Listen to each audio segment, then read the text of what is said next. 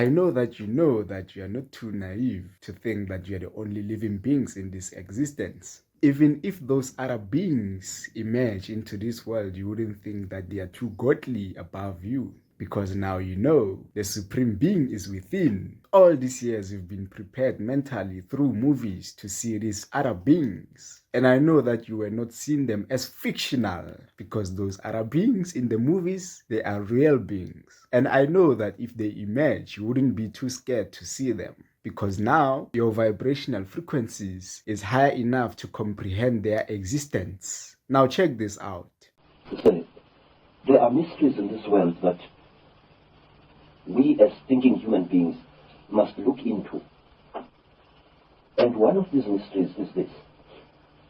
There is overwhelming evidence of the fact that before Africa was actually colonized by the white people from Europe, it was first prepared by strange people for this colonization.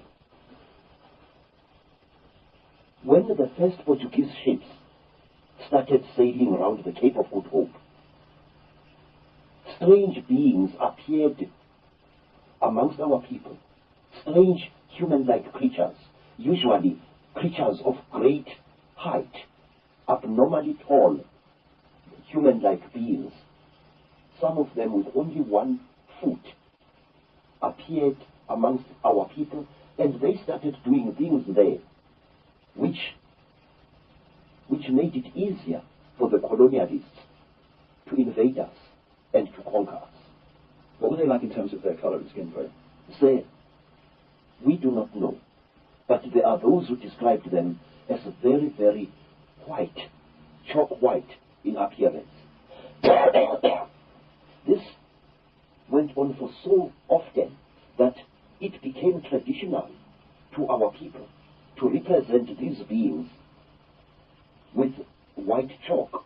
You found masks amongst our mask makers which were smeared entirely in white chalk to represent these creatures.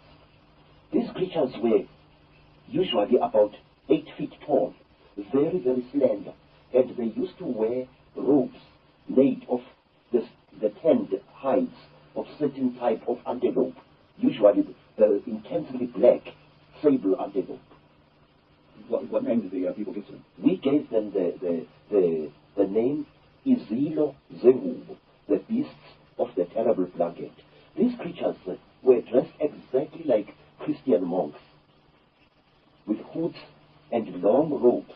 In fact, I will draw you a likeness of one of them as it is shown in a rock painting.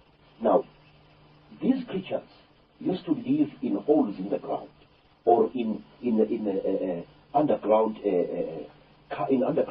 caverns, or in gullies over which a roof of logs and vegetation as well as sods was placed.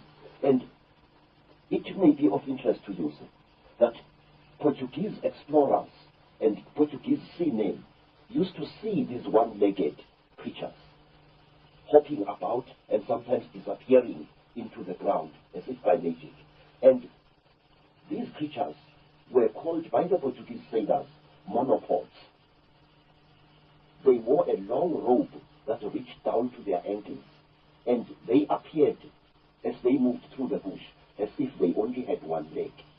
Monopods were seen in Africa, and they were also seen in America before America was colonized by the white people. Among the Native Americans? Yes, sir. One of the things that amazed me is that the story of America and the story of Africa was the same. It is said, sir, that these monopods introduced certain knowledge to our people. They actually prepared our people mentally for what was to come. For example, these monopods, these beasts of the terrible blanket, used to wear a cross-like ornament on their chests as a charm, a cross made of either gold or silver. Doesn't it amaze you that when the Native Americans saw the cross painted on the sails of Christopher Columbus's ships, they recognized it as a sacred object. Let me tell you, sir, exactly the same happened in South Africa, where our people were made familiar with the cross long before the white man set foot in Africa. And when our people saw this cross, this time brought by missionaries, they recognized it as a sacred object. In other words, now, I don't know how to put this, but can you put it for me? Our people were prepared long beforehand to recognize certain Christian symbols and Judaic symbols. And when they saw them in the hands of the colonists later, they saw them for what they were. This is one of the reasons why, Mr. Ike, Africans accepted and protected Christian missionaries, even while fighting a life and death struggle against white colonialism. How is it that a man would accept the religion of an invader while at the same time fighting a life and death battle against the encroachments that this invader was making into his native land?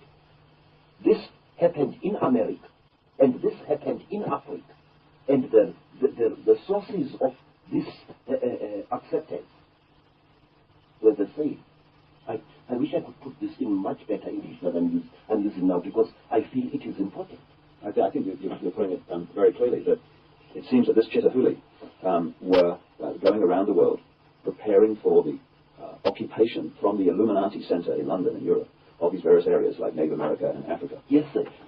The story, you see, a great fraud is being committed in educational circles, in that the educationists in their ivory towers force our young people to look at the colonization of Africa and America as if they were two separate incidents. But certain factors in this colonization were the same in Africa and the same in America, and they achieved exactly the same results.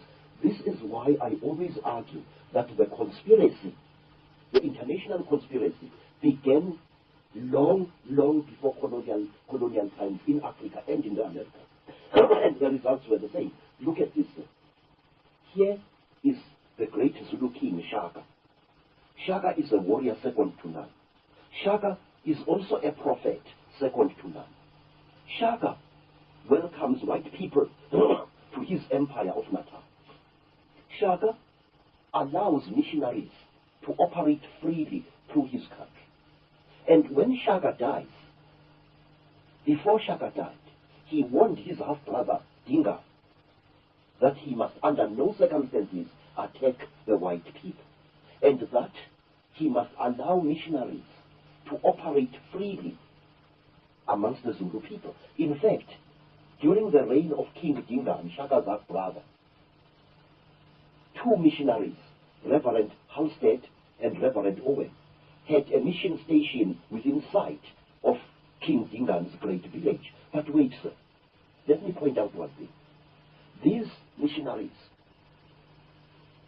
were converting our people to Christianity, and they often went out of their way to criticize and undermine the king's authority in the eyes of their converts.